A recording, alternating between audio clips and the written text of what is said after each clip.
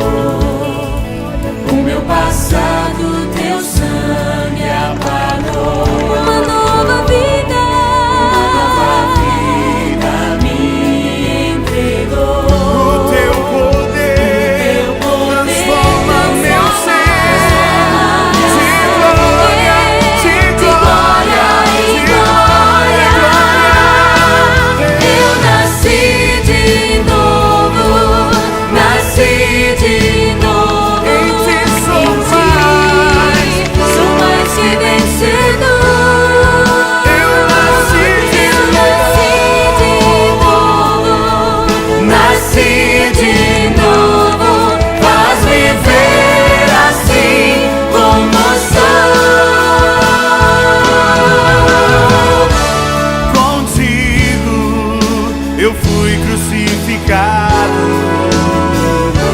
morreu meu velho homem, escravo do pecado, e agora eu sou livre em ti. Não mais eu, mas Cristo vive em mim.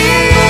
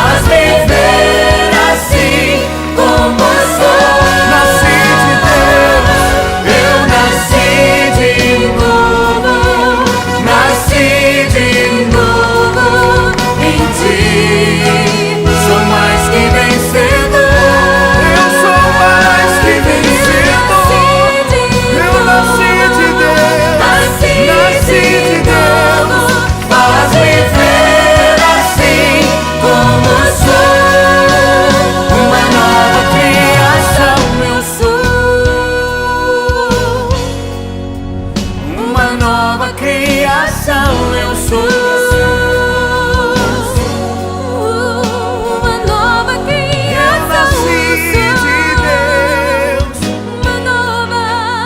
Uma nova criação. Eu sou